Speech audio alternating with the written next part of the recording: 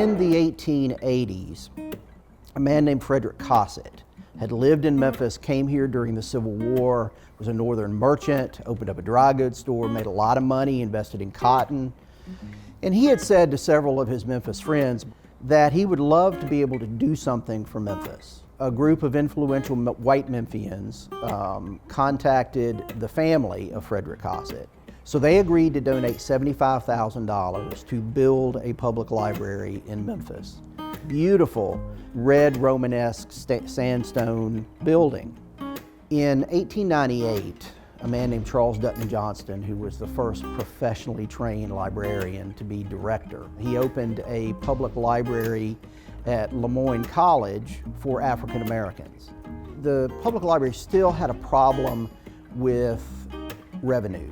The city really didn't have the funds, so Johnston, working with political leaders in Memphis and at the state legislature, was able to pass a bill that allowed a percentage of Memphis property taxes to go specifically for library services. The man who replaced Charles Dutton Johnston, Jesse Cunningham, was a graduate of the New York State Public Library Institute, but he worked with the Rosenwald Fund to purchase bookmobiles to go into the rural parts of Shelby County, both white and black, to provide library services to them. So that's very innovative. But of course, then the Great Depression comes, but the library never closes. The staff remain employed throughout the worst of the Depression. After World War II, there weren't enough public libraries in the city, that it was not enough simply to have a downtown public library, you've got to have more. And really lays the foundation for a branch library system that is built in the 50s and 60s. Jesse Cunningham retires at the end of the 1950s. A man named Lamar Wallace becomes library director. But first, he has to deal with the issue of segregation. So the pressure of the city-ends combined with the lawsuit led at the end of 1960 for the Memphis Public Library System to integrate. The other important thing that Wallace does is he establishes an information and referral service in Memphis. This is not something that was done 40 and 50 years ago. Lamar Wallace retired in 1981, and his successor was Robert Kronberger. So Kronberger leaves after 4 years, and that leads in 1985 to the Public Library Board hiring its first woman library director, Judith Drescher. For 15 years, she worked assiduously to build this building, to build what is now the Benjamin Hook Central Library. Space is always an issue in any type of archive. So in the old building, we had been very cramped. And so in 2001, when we moved here, we were able to spread out and make room for lots of new collections. It's where we house material related to the history and the present day of Memphis and Shelby County. So anything related to Memphis or Memphians. So that was a really wonderful thing for us to have here in the new building.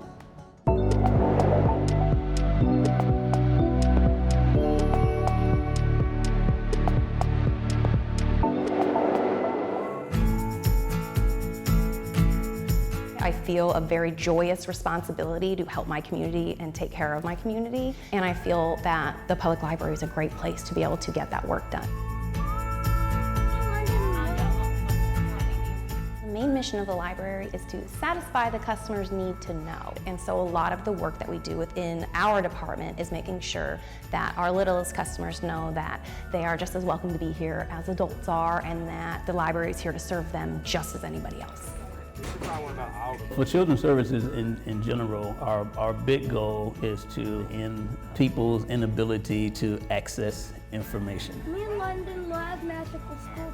We have an international story time where we try and highlight different areas. We have a lot of immigrant communities within Memphis, and so we want to make sure that they are seen and feel welcome. We have a rainbow family story time to serve our LGBTQIA+ community so that they know that they are seen and loved here. And our goal is to serve the children of this community.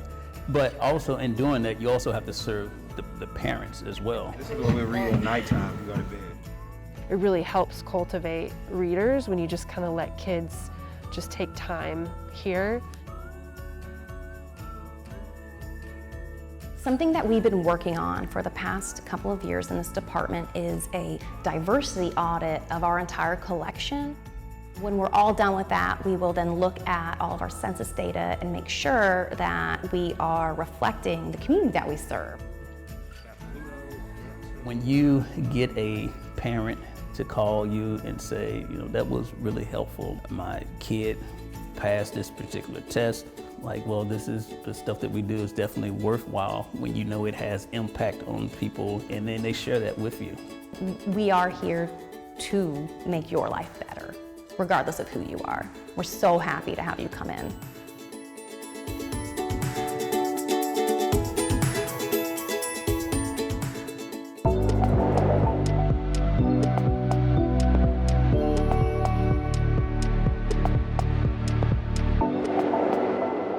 Cloud 901 is where the cool kids hang out.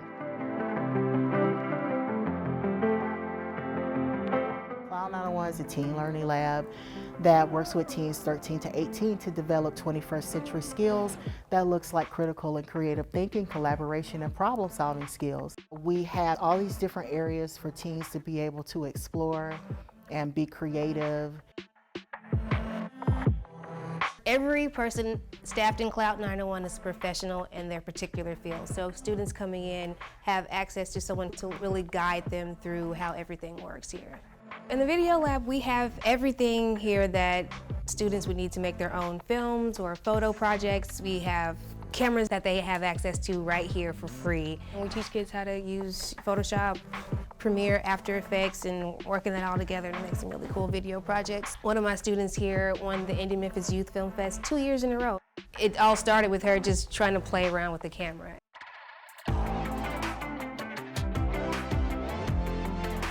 I am curricular designer and developer of the Sound Mixing Lab. We just take the kids, we meet them where they are, and we give them access to the things that they think they want to do. We use Pro Tools, that's the industry standard for music. We're fully laced with UAD. We have a full board, we use the MPC to make beats. If you want to make music, we have everything.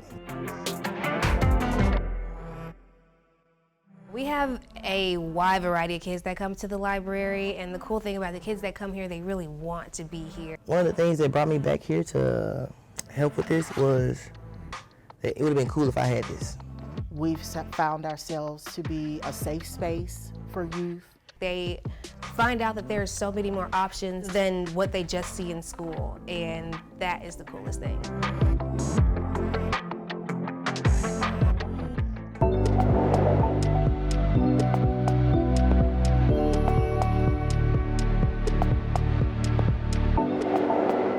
Link 211 is the best kept secret in many places. We provide community information to callers, but we also provide that as part of a larger statewide public database, 211 Tennessee. Memphis is very, very unique because we are under a municipality, i.e. City of Memphis library system. We've actually been providing community resources and information to the public since 1975. But we didn't become an actual 211 call center until, I think, late 2005 or early 2006. We get more requests for basic needs resources, things like housing, food and shelter, utilities. We are the front line for those resources that are coming down from the federal government to help people so that they can stay in their homes, pay their utility bills. When somebody calls, if they say they need help with their rent, 9 times out of 10 they need help with something else. So what we do is just make it really cool and conversational when we're talking to them and say, hey, what else do you need? Because we have other ways that we can help you. And they're so grateful. Not only do we have Link 211 that you can call during library hours, you have JobLink. JobLink was created in 1990 as a service of the Public Library's Link Department. The idea was to go into communities where there was a lack of resources for individuals who were seeking job assistance. It's online, in-person, networking, interviewing, basically connecting people to everything that's necessary to look for a job. I love when they come back and they touch base with us to let us know, that because of you guys, things are different. It's just really kind of heart work, as I call it. We're not just here giving out phone numbers, we're talking to people. Our goal is the same goal with everyone in the city, is to get our community to work to make it a better place. There are no boundaries as it relates to the people that we can help.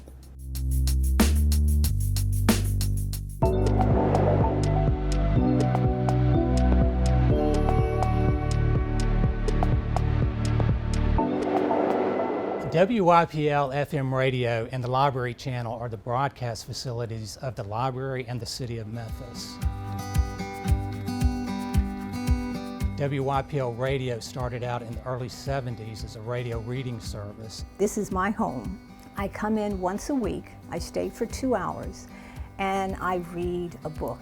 People can just go somewhere, you know, in terms of listening to whatever is being read. It's the most wonderful thing. The Library Channel is the City of Memphis's government access channel, and we also produce community interest programs. The name of the segment that I lead is Senior Focus. The subject is really answering to their needs. So we discuss issues about helping seniors adjust to changes in life and questions that they have about access to places. It's a good thing to arm them with knowledge, arm them with benefits. Gives you an opportunity to see what planned programming can do for the community. It's important to me, and we love what we're doing, and we're consistently available. We couldn't do what we do without all of our volunteers. When COVID hit back in March of 2020, Mayor Strickland's communications department called and asked if we could host the COVID task force updates or press conferences. So we kind of switched gears from doing our regular shows to doing Facebook live feeds. We had the press ask their questions at home or remotely from their office without actually coming into the studio. We all are here to do the good work, and we all have that as a mission here.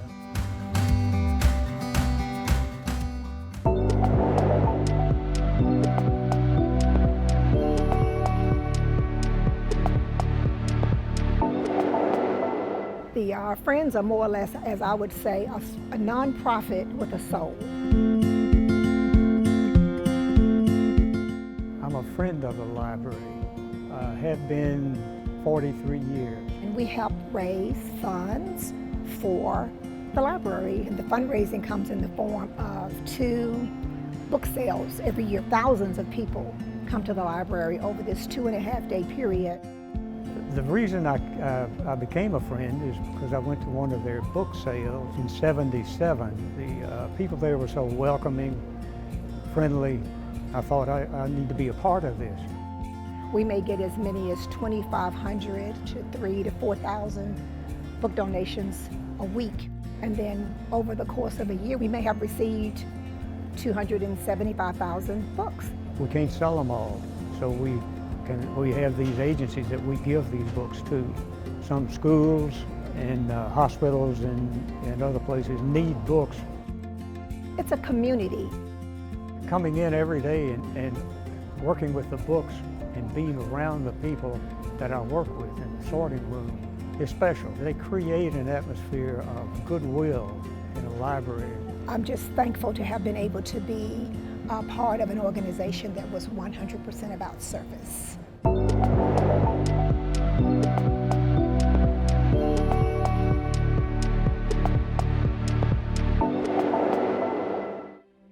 The library truly makes a community.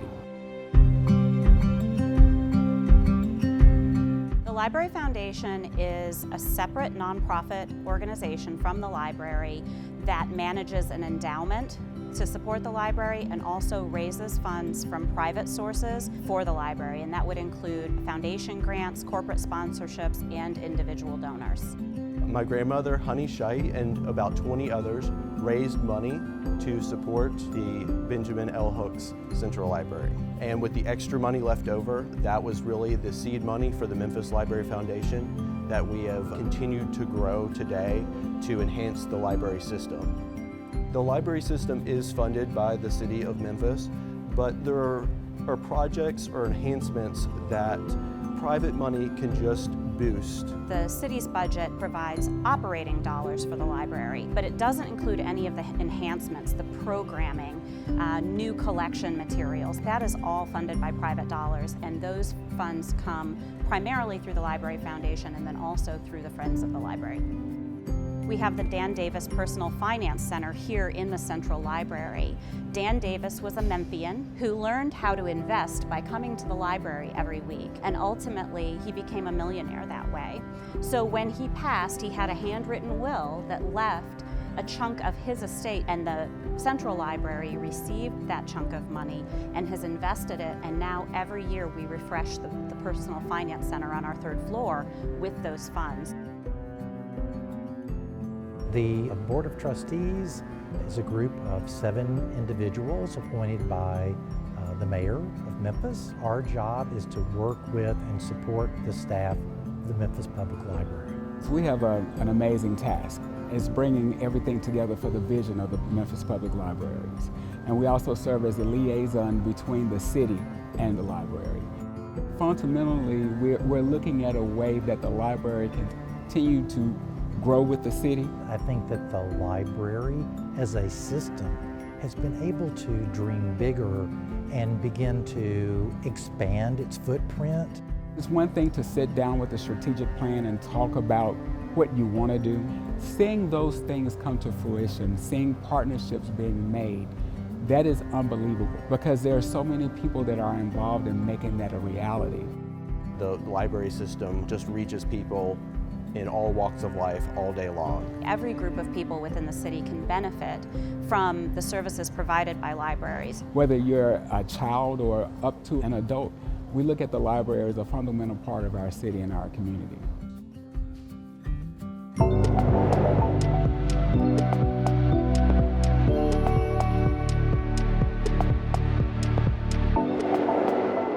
The library serves people of all ages, from cradle to rocking chair. We've got to go out and meet people where they are. My team and I have taken our programming and library resources out to the community. So some of the things we've done to make it convenient is to bring services at laundromats, barbershops, beauty shops, grocery stores even. I'm letting them know what we have available and doing programming with children and adults, and we bring books as well. So they can build their own personal library or read while they're waiting on their load of clothes to finish or their haircut.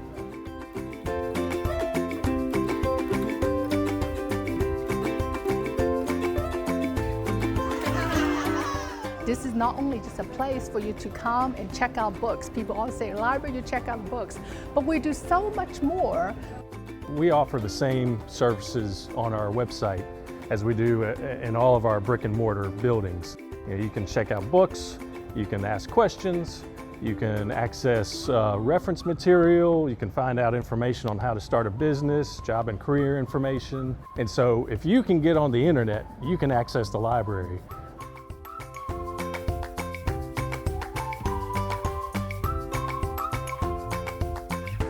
There are always barriers, whether they're economic or educational or cultural. So the work that we do here are really impactful and meaningful and really improve the quality of life for our community.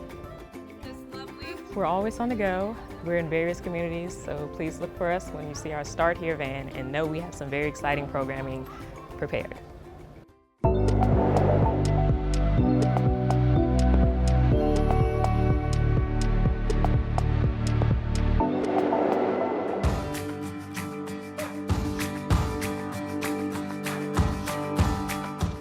We're called Business and Sciences, but of course we have a lot more on our floor that name can't just do justice to. The doers come to our department, because if you want to learn how to do something, chances are you're going to find that information here. We have all the collection materials for adults that have to do with business, philosophy, commerce, law, and economics, as well as all the STEM fields. One thing that we have is one of our most used resources, and that is we have a repair center, and you can get all sorts of technical information that can help you fix your car. It's important to help local entrepreneurs. We host small business seminars on how to start a small business, how to do a business plan, how to market your small business. The free Saturday legal clinic is once a month. Individuals who have a legal question or problem can come in and talk face-to-face with an attorney.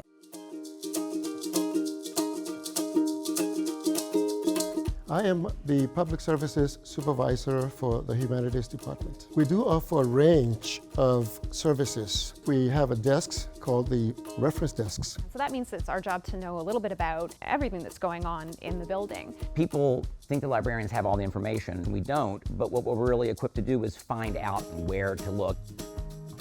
We have a lot of literature and language programs. We have an annual community African American read-in for Black History Month. We offer English as a second language classes for new Memphians. We have lots of music performances and concerts, everything from folk to rock. I think that our customers are just incredible. Every single day when I come to work, I can expect to be surprised. There's just a good spirit at all of our libraries, and I feel privileged to be a part of that.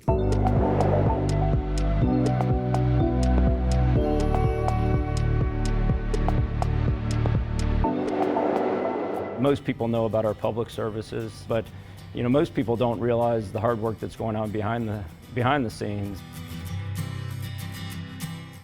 I am behind the scenes that deals with a lot of the materials that get on the shelves for customers. We order materials, we process materials so that customers can find what they need.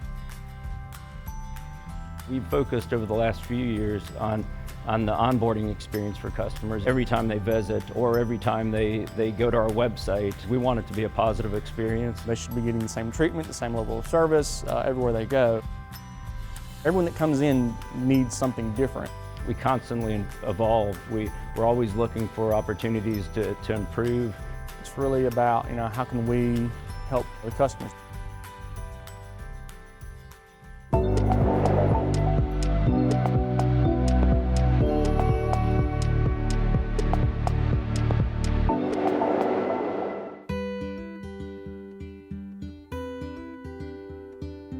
And I remember walking into this building at the first time, and it is just humbling, and it's an honor to be a steward of this incredible facility. Every day after school, I was dropped off by the bus and went to the library at Peabody and McLean, and to think about my childhood and walking in this building, I would have been here on purpose every day. I would have loved to have come because I loved it, because there is something for me and for everyone else. We're a place that has sole focus on encouraging people to find their dreams and their paths outside of traditional institutions. Memphis Public Libraries has been recognized as a national medal winner from the Institute for Museum and Library Services. That is the highest award in the United States of America that can be granted, and I'm really proud of that. We are the only library in the nation who has ever won the award twice. It really reflects the partnership and the collaboration with the Library Foundation, Memphis Library Foundation, the Friends of the Library and the Board of Trustees, as well as our volunteers. I think the quality of education people get in here and the increase in literacy and the impact on individuals throughout the community is occurring largely because of the Memphis Library Foundation, as well as obviously the support of the mayor, the city of Memphis, and the city council. Cloud 901 was a game changer, not just for Memphis Public Libraries, but for our community. And now our biggest complaint is actually, why don't we all get a Cloud 901? It's our flagship. People come from all over the world to see what's going on here at the Benjamin L. Hooks Central Library, and it's just really stood the test of time. And I'm just really grateful that the Library Foundation continues to push us so that we can do everything to the highest degree possible and be a model.